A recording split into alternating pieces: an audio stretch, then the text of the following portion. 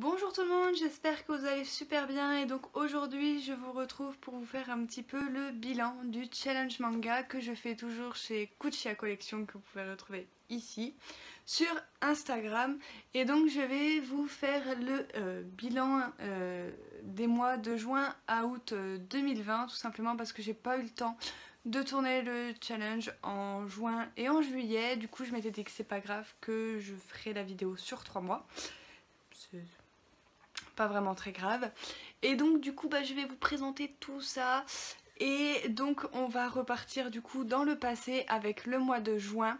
Et donc ma première lecture, il fallait lire un titre de chez Kurokawa. Et donc j'ai lu, même si c'est pas trop la période au mois de juin, mais j'ai lu le tome 3 de Perfouettard Corporation de Hikaru Nakamura aux éditions Kurokawa. Et d'ailleurs nous allons avoir le tome 4 qui va sortir au mois de novembre. Donc voilà, nous avons toujours un tome par an. Donc du coup voilà, et ce tome 3 était super sympa. On continue toujours de suivre les aventures de notre personnage principal, donc Miharu. Voilà, qui est parti avec le père Fouettard pour livrer les cadeaux aux enfants. Les cadeaux qui sont pas très joyeux, puisque c'est le père Fouettard, donc ce sont un petit peu des cadeaux voilà, piégés, etc. pour les enfants qui n'ont pas été très gentils. Donc du coup voilà, et là donc il va passer un espèce de concours pour justement avancer, on va dire, dans sa carrière. Et donc j'ai beaucoup aimé. C'est une lecture sans prise de tête, assez détente, assez rigolote, autour bien évidemment de Noël. Donc bien entendu ce n'est absolument pas la lecture à lire au mois de juin, mais dans ma palle au niveau de Kurokawa je n'avais pas des masses, donc du coup voilà, je n'ai pas eu le choix, et comme ça au moins j'ai rattrapé la série au niveau de la lecture. Et donc je pourrai lire le tome 4 en fin d'année. Je vais lire un manga en rapport avec les animaux. Donc j'ai lu le dernier tome de Félin pour l'autre, le tome 6, et donc le dernier tome. Et donc j'ai beaucoup aimé cette histoire en 6 tomes qui est vraiment très drôle, très rigolote, avec un personnage féru de chats qui veut se lancer sur la voie des chats, qui va rencontrer un maître qui va pouvoir l'aider dans cette tâche, etc. Et donc on va voir tout son parcours. Et là il va devoir prendre une décision dans ses études, etc. et sûrement partir pour quelques temps. Donc du coup voilà, je vous en dis pas plus, mais c'était vraiment une chouette série sur les chats qui était vraiment trop rigolote, trop sympa à suivre. C'est pareil, c'est détente, c'est sans prise de risque, il y a des situations assez rigolotes dedans. Donc moi ça m'a fait assez marré cette petite lecture, donc bien évidemment je vais la garder dans ma mangatech.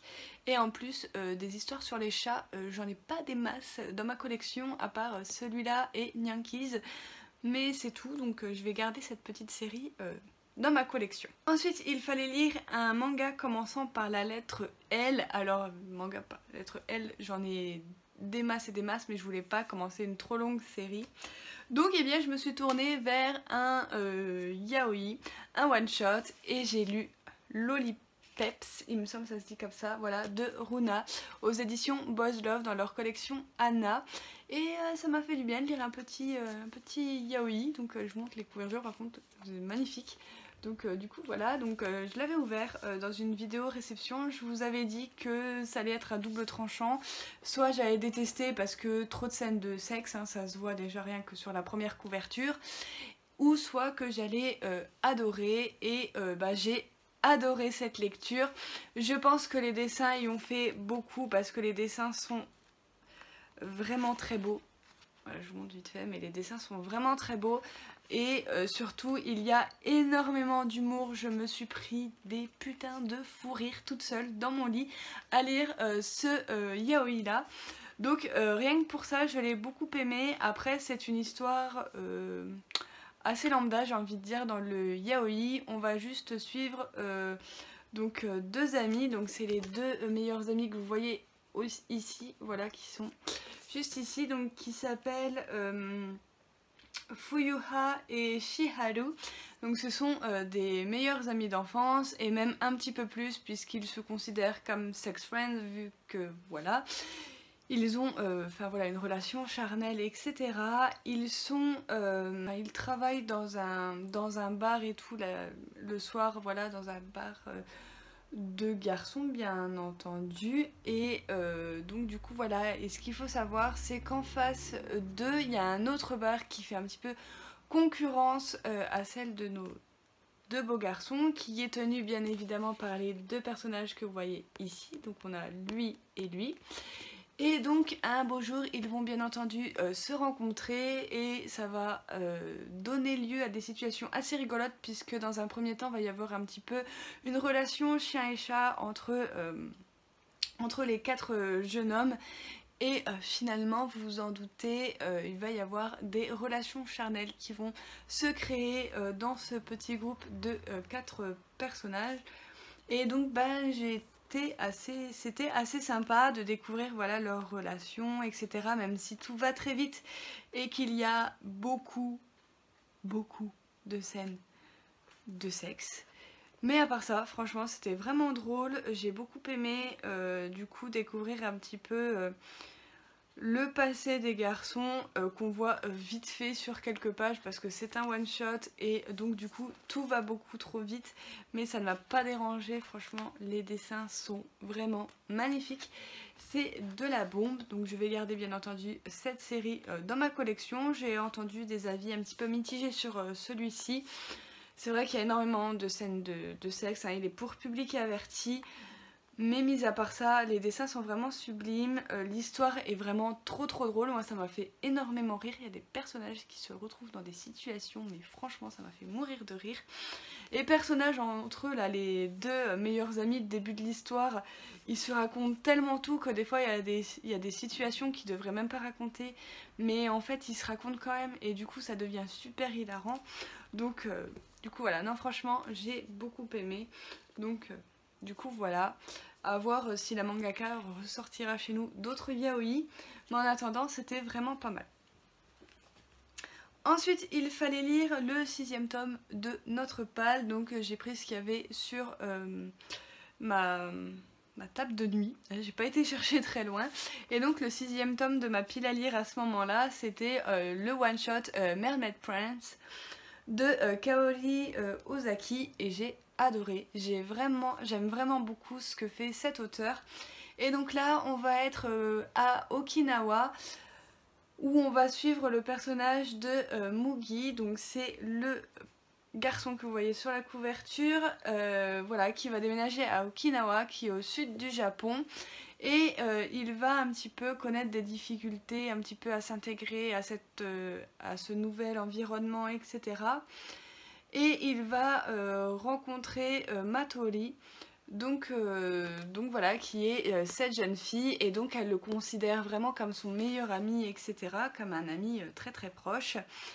Et ils vont découvrir qu'il y aurait une légende qui existerait à Okinawa, et qui serait que si ils plongent en fait dans la mer et qu'ils rencontrent une sirène, leur vœu pourra se réaliser.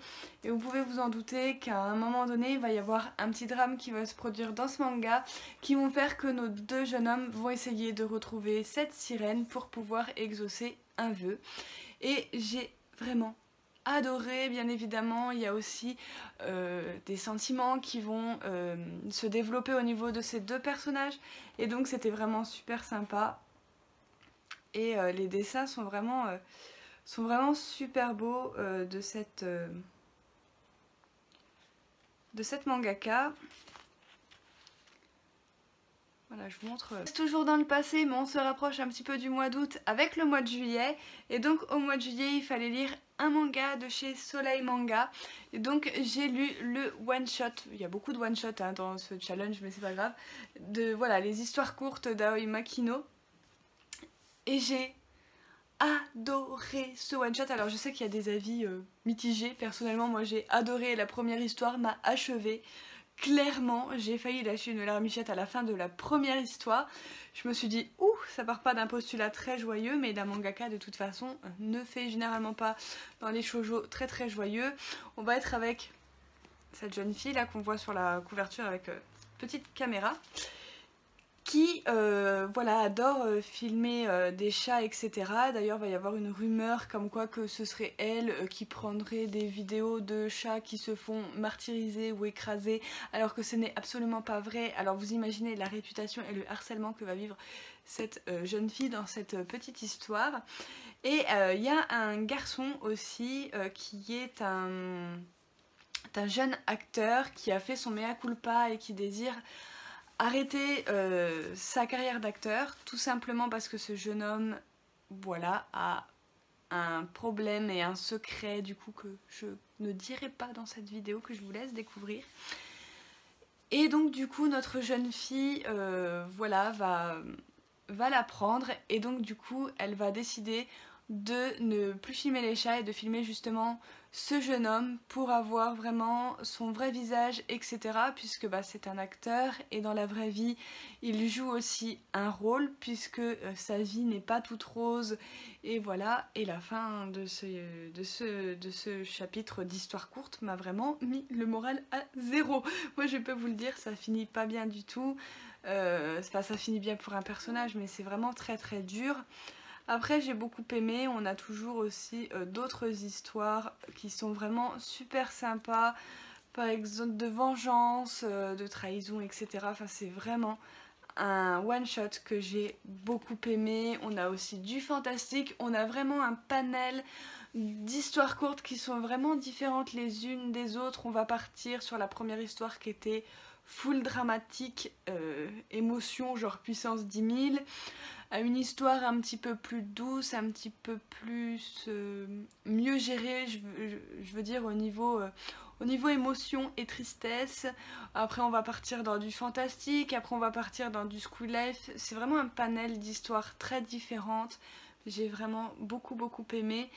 Et celui-là je vais me le garder dans ma collection aussi parce qu'il était vraiment génial. En plus c'est un pavé, donc vous en avez vraiment pour votre argent.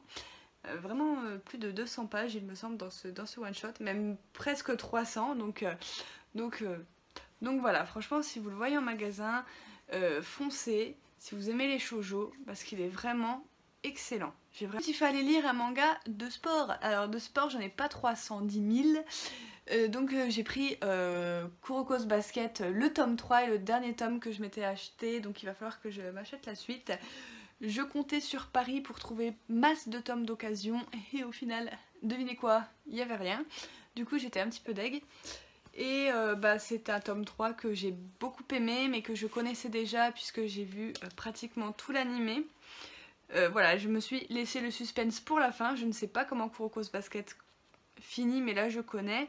Donc voilà, là on a l'équipe de Seirin qui est contre une autre équipe, donc c'est Shutoku. Ils sont en train de se battre contre Midorima, donc qui fait également partie de la génération Miracle.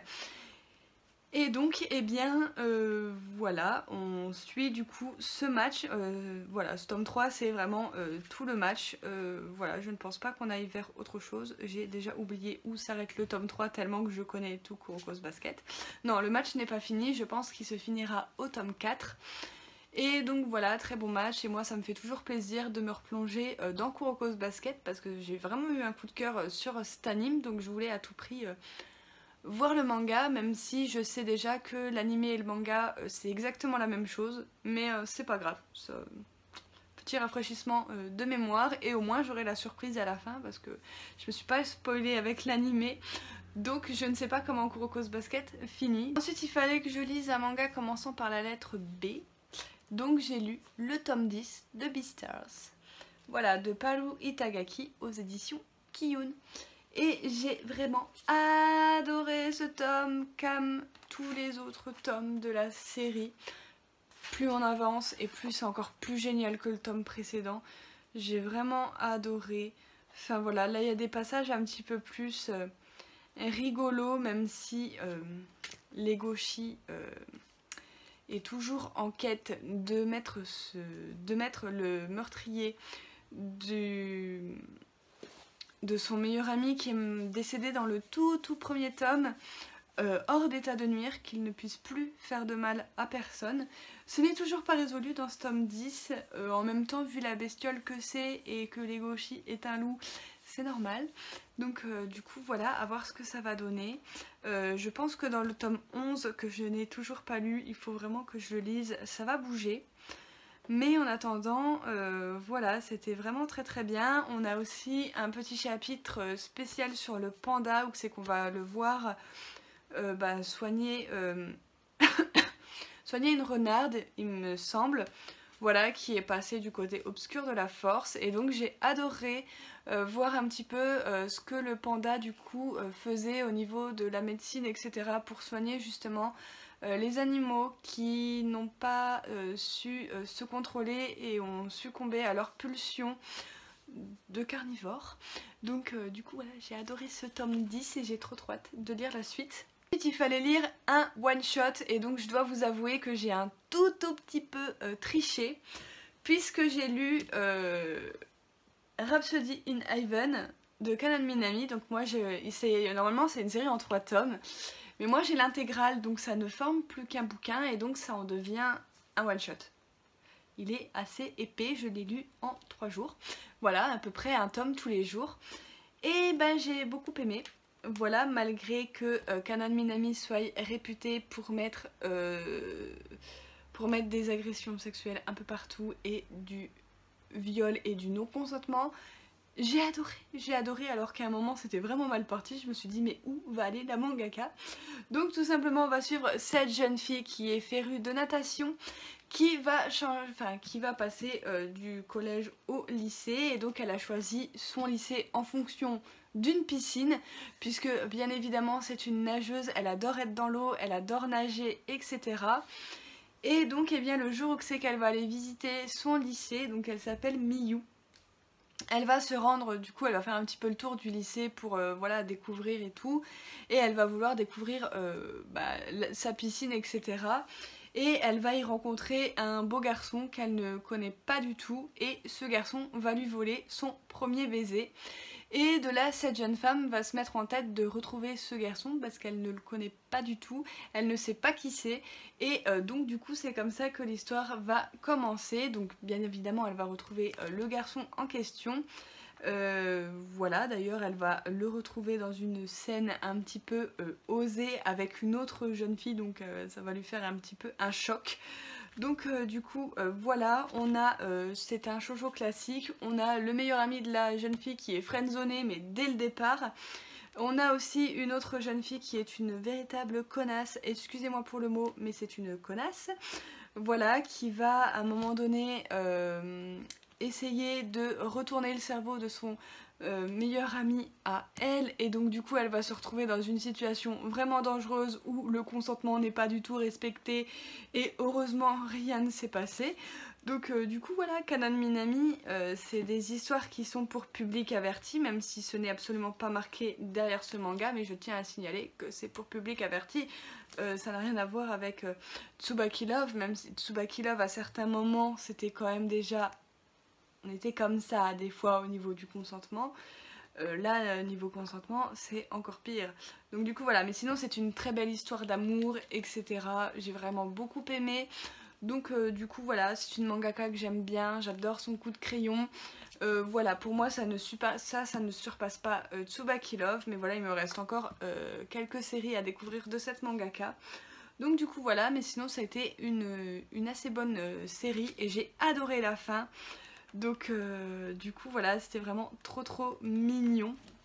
Donc voilà, et on a aussi un petit chapitre bonus à propos des 2 personnages secondaires, qu'est-ce qu'ils sont devenus. Et c'est vraiment très beau à voir. Donc voilà, j'ai adoré le retournement de situation au niveau des couples qui était assez sympa aussi. Donc du coup voilà, un petit shoujo que je vous recommande, voilà, si vous n'avez rien contre le non-consentement dans les mangas. Donc du coup voilà. Ensuite nous allons passer du coup au challenge du mois d'août et donc il fallait que je lise un manga de chez Ototo. Donc j'ai lu le tome numéro 7 de Murciélago qui est toujours aussi génial. C'est pas le tome 6, c'est pas le tome 7, c'est le tome 6. Excusez-moi, le tome 6. Le tome 7 sort au mois de septembre donc je ne peux pas le lire encore, il n'est pas sorti. J'ai beaucoup aimé, on va être dans un lycée, donc dans le lycée de cette jeune fille qu'on voit ici, qu'on suit depuis le début du manga, qui est un petit peu celle qui suit Kuroko un petit peu partout. Donc on va être dans son lycée et il va y avoir au bout d'un moment une explosion et donc bah du coup Kuroko qui va mener l'enquête dans ce lycée pour savoir qui est eh bien, le poseur de bombes dans ce lycée et qui veut tout faire sauter ou presque. Et j'ai adoré, voilà, au début on sait pas trop qui c'est et au final quand elle avance dans son enquête, bien évidemment c'est à la sauce Kuroko. Donc c'est à dire qu'il y a du ecchi, il y a des magouilles, il y a beaucoup de trucs comme ça. Et moi j'adore, ça me fait rire, surtout les têtes qu'elle nous fait à chaque fois. Franchement j'adore. Si vous voulez un petit truc enquête policière avec du glauque et tout, des fois c'est très trash, si vous aimez le ecchi et que ça ne vous dérange pas du tout, je vous recommande vraiment Murciélago, c'est un mélange de tout ça et le cocktail marche vraiment bien. Il fallait que je lise un shonen, donc j'ai lu le tome numéro 4 de Aime ton prochain, voilà, édition Akata. Comment vous dire que ce tome a été vraiment horrible à lire. Parce que ce coup-ci, comme vous pouvez le voir sur la couverture, notre elle va carrément s'en prendre à Kazumi. Donc là, ça va être lui la victime. Et donc on va essayer de voir comment il va s'en sortir, s'il va bien s'en sortir. Voilà, je ne vous en dirai pas plus, mais en gros le tome 4 fait tout ça. Et voilà, c'est encore un retournement de situation. Pauvre Kazumi, à chaque fois il croit qu'il va s'en sortir, qu'il va y arriver. Et il y a toujours un twist, un retournement de situation qui fait que tout est remis en doute. Donc là, je pense que nous sommes vraiment dans le dernier coup que peut donner Kazumi pour mettre cette dame soit derrière les barreaux pour toujours, soit pour la tuer tout simplement, hein, parce que là je crois qu'on peut pas faire autrement, disons-le clairement. Mais voilà, là vraiment on est au tome 4 sur 6, donc je pense que ça va être... qu'il va vraiment plus avoir le choix et qu'on va rentrer vraiment dans la dernière phase du manga où c'est qu'on va voir vraiment Kazumi se donner à fond pour arrêter cette jeune fille parce que ça fait décidément là trop longtemps qu'elle lui fait du mal et il faut que ça s'arrête. Ensuite il fallait lire un manga commençant par la lettre C et donc bah, j'ai lu le tome numéro 4 de Créatures Fantastiques et j'ai adoré ce tome, je trouve qu'il surpasse de loin les 3 premiers tomes puisque nous sommes dans un tome qui va un petit peu plus bouger que d'habitude puisque normalement c'est du tranche de vie avec voilà une jeune fille et un vétérinaire, donc une apprentie vétérinaire qui peut utiliser la magie et un vétérinaire lambda. Voilà, et donc là on a ce personnage là qui croit que sa jeune apprentie a été enlevée et donc il va devoir partir à sa rescousse.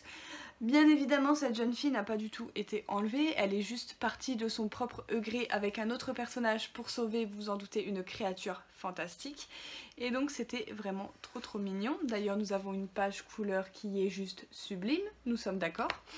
Et les dessins sont plus sublimes les uns que les autres. Du coup voilà, franchement j'adore le trait de la mangaka et j'adore cette série parce que franchement l'histoire est vraiment prenante, on a envie de découvrir la prochaine petite bestiole sur quoi on va tomber.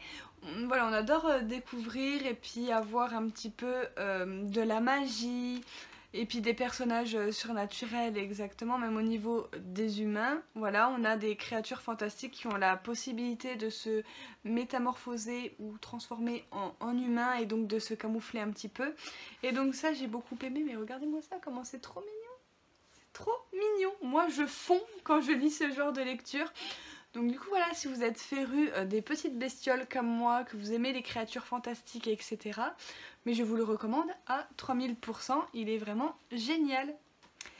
Et ensuite pour terminer ce challenge manga, il fallait lire un manga qu'un ami choisit pour vous. Donc j'ai envoyé plein de mangas à ma meilleure amie sur une photo. Et elle a choisi du coup le baiser et le renard. Donc là-bas c'était le tome 2. Mais j'ai relu le tome 1 parce que je ne me souvenais pas de grand chose. Et donc on va suivre la jeune fille que vous voyez sur la couverture, qui quand elle était jeune a vu sa grand-mère avoir des dons, et en fait sa grand-mère avait le pouvoir de sauver les yokai. Et donc depuis ce temps-là, elle a grandi, sa grand-mère est décédée malheureusement, et donc elle va faire la rencontre du yokai que vous voyez sur la couverture, donc du renard, du kitsune. Elle va faire la rencontre du kitsune qui d'abord va la prendre pour sa grand-mère, et donc elle va lui dire bah non, ma grand-mère elle est décédée il y a 2 jours, moi je suis sa petite fille. Et donc il va lui dire ah bah d'accord ok, et sauf que le problème quand elle va rencontrer ce renard c'est qu'il est blessé. Et donc dans un concours de circonstances, cette jeune fille va se rendre compte qu'elle a hérité des mêmes pouvoirs que sa grand-mère, donc c'est-à-dire qu'elle peut soigner les yokai, les esprits, enfin tout ce qu'elle peut voir et de ce que l'humain ne voit pas. Et donc voilà, et donc ça fait que Iori va un petit peu la suivre partout parce qu'il a une dette envers sa grand-mère qu'il a aidée tant de fois et qui fait également partie de son passé, mais que je vous le spoilerai pas, mais on le voit dans le tome 2 et j'ai adoré découvrir le passé du coup de la grand-mère, de également notre personnage, j'ai oublié son prénom, c'est pas grave.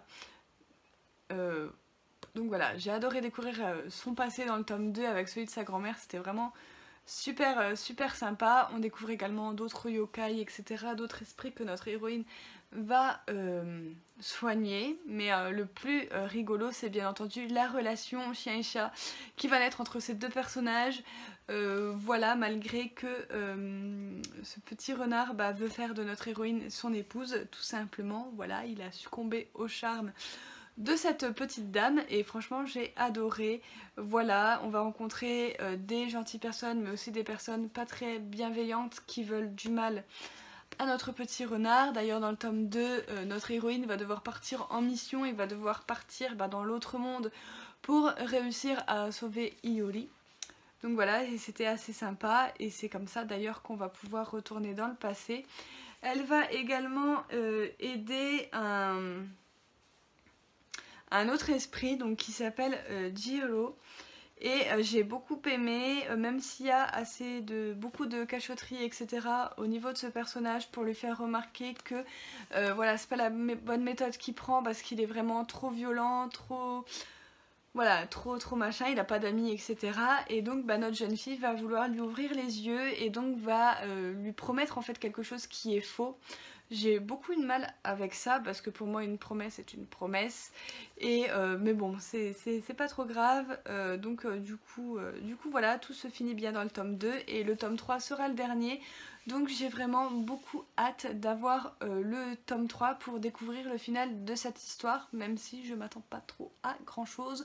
Je m'attends tout simplement à ce que tout soit beau et rose à la fin de ce manga. Voilà, j'en ai terminé pour cette vidéo, j'espère que ça vous aura plu. Comme d'habitude, n'hésitez pas à mettre le petit j'aime, n'hésitez pas à vous abonner, n'hésitez pas à mettre tous vos avis en commentaire, à savoir si vous avez lu quelques titres que je vous ai présentés du coup dans ce challenge. Et moi je vous retrouve très bientôt pour une prochaine vidéo.